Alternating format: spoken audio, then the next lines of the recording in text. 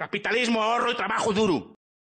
Un rei é unha figura que debe ser neutral e apolítica, o sea, non debe meterse en temas de política, en que o discurso yo revisen, non debe meterse en política, e ten que ser de todos, incluso dos independentistas cataláns, incluso os de Podemos, incluso de todos, porque ser un rei.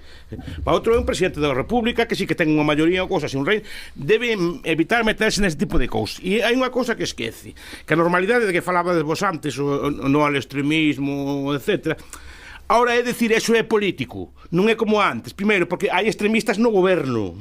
Dentro do goberno, cuidado, unha das principais forzas da oposición tamén entra nese extremismo, non é unha cousa como antes que eran uns extremos moi extremos. Ahora os extremos forman parte da normalidade. Entón, entrar nese tipo de discursos estás ofendendo xa tamén a xente que túa tamén, porque supostamente é o rei de todos, do independentista, do españolista, do de extrema dereita, do de extrema esquerda. Se é un rei, por lo menos debe falar para todos, ainda que non o sea. E creo que iso non está acertando neste tipo de cosas. A mí se sabe que este rei non me é especialmente grato no sentido político da palabra, quero dicir, non me é un rei especialmente grato, pero non o día de criticarlo tampouco. Pero se non di nada, tamén vai parecer que, como decía Felipe González, un floreiro chinés. Pois é un floreiro, é o traballo.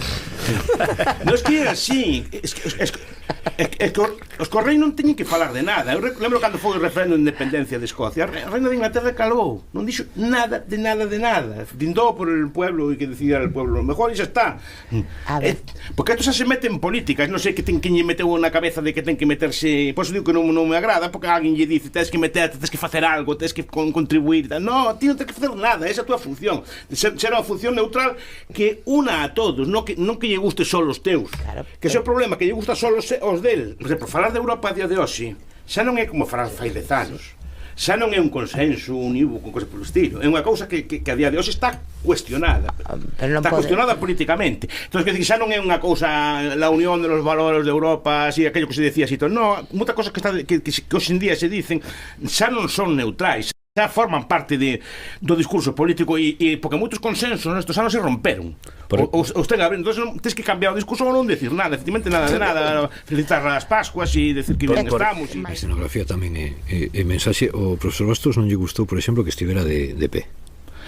Non me gusta porque parece que ahora o queren facer como adecuado para as redes, queren como modernizar a institución, esas ideas de ahora el rey que se case con quien quiera, el rey que se junte con quien quiera, está moi bien, entonces que sea uno más como tú cualquiera. Entonces que non teña. O profesor Bastos é de Luis XIV, non? Vamos a ver, eu son monárquico, a diferencia de vos que sois así desas cousas modernas, eu son monárquico de verdad e me gusta a institución, porque me parece unha institución moi sólida e estabiliza moitos países, sempre cuando o rei sea un rei. Non que quera xogar a político pola porta de atrás. A raíña de Inglaterra saía de pé tamén e colocando cosas. Bueno, digo porque as colocan así. Pero claro, eso foi Tony Blair que empezou a debilitarla, cando empezou aquilo, cando foi o enterro de Lady Di, que lle obligaron a ardear a bandeira, cando esas cosas teñen unha tradición e teñen unha explicación. Entón, claro, cando queres someter a monarquía, digamos, a moda popular, queres que sea de acordo con lo que se diga en cada momento en la calle, pois o rei ten que decir, non é un rei. É outra cousa, pois un rei ten que ser efectivamente anticuado, soso, así con cara de con na súa butaca felicitando, porque eso é así. Coa capa de armiño. No, capa de armiño, no, bueno, a capa de armiño, cuidado, eso ten o seu símbolo, cuidado. No te sabes que a Raíña Nai, cando eran os bombarderos de Londres na Guerra Mundial, iba a visitar os pobres con manto de armiño. Dicía, como vai visitar os pobres con manto de armiño? Decía ela, porque vou a visitar a xente importante. Entón me poño a mellores galas. Eso é unha política. O que pasa que aquí xa temos dúas. Porque sabe, cando se poso o armiño estás dicindo voulle falar a xente importante, voulle falar ao armiño, ou bueno, un traxe non ten por que ser un armiño. Estoulle falando ao meu povo e me visto para falarlle ao meu povo. Eso é unha forma de respeto. Claro, se estás con pantalones vaqueros así, desde logo, pois pode ser así como máis popular, pero desde logo non cumpre co seu papel institucional. O seu papel é ese, representar a todos, efectivamente nas desgracias, nas catástrofes, así. Sí, pero aquí, bueno, temos dúas tendencias. Os que apoian a Juan Carlos I o campechano, es que están con Felipe VI moderno, non?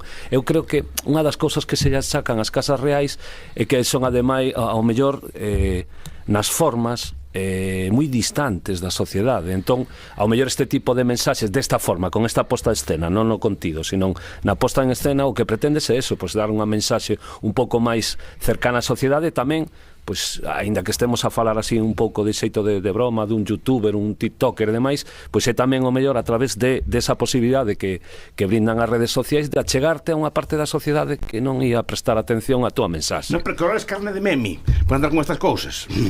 Pero eso Ou de é troll. inevitable. Ao final unha cousa que te metes así Pero te aplican a lei do youtuber, te aplican a lei do tiktoker e te aplican e te tratan como tal. E iso é o problema, un rei non debe ser tratado como tal, ten que ser unha figura distinta. Houve un tempo en que o rei, cando falaba, todos o respetaban, todos. E un tempo cando o rei facía investiduras ou cousas así, todos poñían a gravata e iban visitar o rei. Ora non, algo pasa aquí. E non é solo tamén pola política, sino tamén por como o rei entende a política. Pois digo, eu con este rei non teño así. Personalmente parece moi boa persona, o sea, me parece moito mellor, pero políticamente me parece no, políticamente falando, porque personalmente se ve que é mellor persona que pero políticamente creo que era máis hábil o vello. Estados Unidos ao final imitan un modelo monárquico. O sea, non imitan un modelo como a República Federal Alemana, que hai un presidente simbólico. É como Luis XIV, claro, imitan, igual, son modelos que imitan a monarquía. Non imitan a... o sea, hai repúblicas de outro estilo, e a gracia está que sean hereditarias.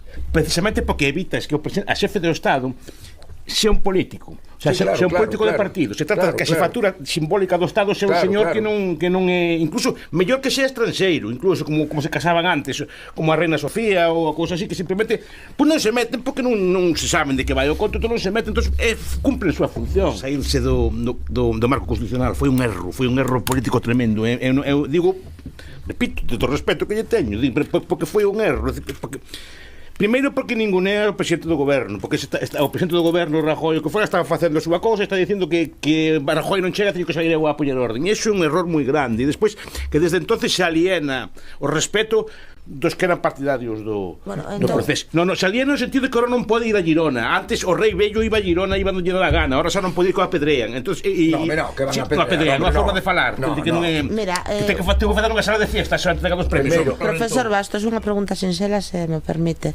Equivocouse o rei Felipe máis, menos ou igual co seu pai cando interviu o 23 de febreiro? Bueno, o 23 de febreiro non me gusta falar porque hai moitas interpretacións ao respecto. Si, non me pongas tan fácil que xa dixen que son moi conspiranoica. Non me poñas tan fácil no que me lanzo. Pero bueno, que non digo que non me poñas tan doado de entrar ao trapo co 23F, pero bueno, sí. Non, digo que non debía terse metido, igual que o rei non deben abdicar. A Roberto le gusta que abdiquen, a mí non me gusta que abdiquen. Mais menos ou igual. Pero ahora un momento, primeiro non me gusta que abdiquen porque entonces pasa a ver dous reis. Entonces os reis vellos sacan libros contra os novos. Tamén tivemos dous papas e non pasou nada. O fan de relacións contra os novos. Por eso sempre na iglesia e nos reis sempre morrían na cruz ou morrían na cama, como decían así, porque había o risco de que sempre Benedicto largara contra Francisco e entón xa creabas un libro. Pero non hai problema. Non hai problema, así, o pecharon no monasterio para que calase. De momento e a saber que pode filtrar. O pecharon no monasterio para que calase. Digo que non quero falar do rei porque é unha figura moi discutida. Si xeras desde fora, como dentro da ciencia política, hai unha rama que se chama astaxioloxía, que estudia os golpes de Estado, as revolucións, cosas polo estilo. Se aplicas o que fixo o rei, é un autogolpe. Non sei se foi. Cando? No 23F. No, hombre, no. Si digo se aplicas, yo non digo que fora, digo que se aplicas un manual de estaxioloxía, o que fixo aquel día, eso é. Eu non o sei porque non investiguei. O que fixo foi evitar que o golpe, ou contribuir a evitar que o golpe triunfara, como é obvio. Porque eso é a esencia dun autogolpe. Por eso. Sí. No. O rei o que fixo foi actuar como garante da legalidade democrática. Quen ganou ali foi el. No, quen non ganou el, o quen ganou foi a democracia. Salvando moito as distancias, fixo un chamamento tamén, como dicías ti antes, a respetar o marco constitucional. Entón, eu entendo que os dous movementos son similares.